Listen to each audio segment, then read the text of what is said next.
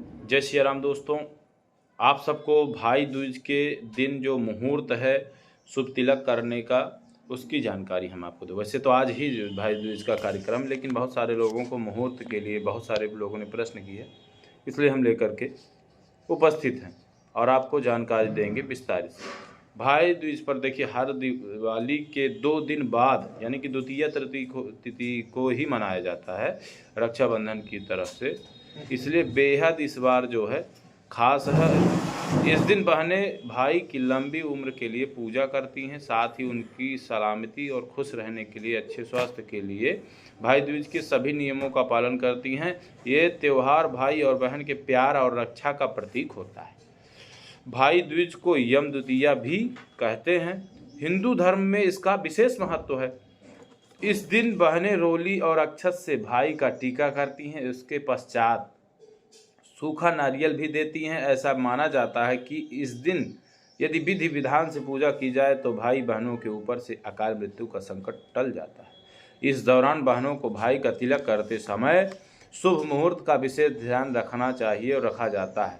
साथ ही कई अन्य नियमों पर भी ध्यान देना चाहिए। तो विशेष नियमों के बारे में जानने के लिए कब है भाई दूज, तो देखिए, इस साल कार्तिक मास के शुक्ल पक्ष द्वितीय तिथि की शुरुआत 14 नवंबर 2023 को दोपहर 2:36 से 1 के भी कुछ पंचांगों में दिया है। तो इस प्रकार से यानी कि 2:36 से शुरू हो रही है। इसका समापन 15 नवंबर 2023 को 1:47 पर होगा। ज्योतिष का अनुसार जो भी कार्तिक मास के शुक्ल पक्ष की द्वितीया तिथि जिस दिन दोपहर के समय होती है, उसी दिन भाई दूज का त्यौहार प्रारंभ हो जाता है, मनाना चाहिए। ऐसे में इस साल भाई दूज का पर्व 14 नवंबर को मनाया जाएगा। वही हिंदू धर्म और सनातन धर्म के अनुसार उदया तिथि को मान्यता दी जाती है, इसलिए कुछ लोग 15 नवंबर को भी भाई दूज मनाएंगे, क्योंकि द्वितीय तिथि जब तक रहेगी। भाई दूज का जो शुभ मुहूर्त बन रहा है, तो उसके विषय में जो है, भाई दूज के दिन जो तिलक लगाने का विशेष मुहूर्त बनता है, वह इस साल जो बहनें 14 नवंबर को भाई दूज मनाएंगी, वे दोपहर 1:10 से लेकर 3:19 के बीच में अपने भाई को तिलक लगा सकती हैं।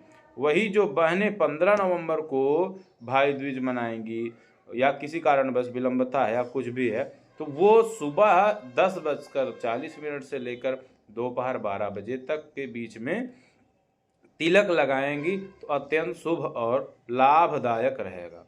किस दिशा में बैठ कर के तिलक लगवाना चाहिए, तो भाई दूज के दिन बहनें तिलक करते समय सही दिशा में बैठें। इस दौरान भाई का जो मुंह है वह उत्तर या पश्चिम में से किसी एक दिशा में होना चाहिए।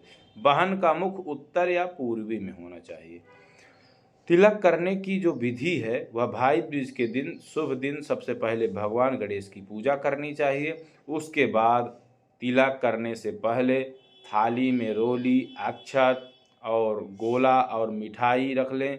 फिर मुहूर्त के अनुसार जो भी जानकारी मुहूर्त में आपको हो जाए, उस मुहूर्त के अनुसार विधिवत भाई का तिलक करें और बाद में उसे आशीर्वाद भी, अगर बड़ी बहनें हैं तो आशीर्वाद दें, नहीं तो भाई प्रणाम करें, नमस्कार करें, जो भी एक धर्म नियम जहाँ परंपरा जैसे लोग जीते हैं।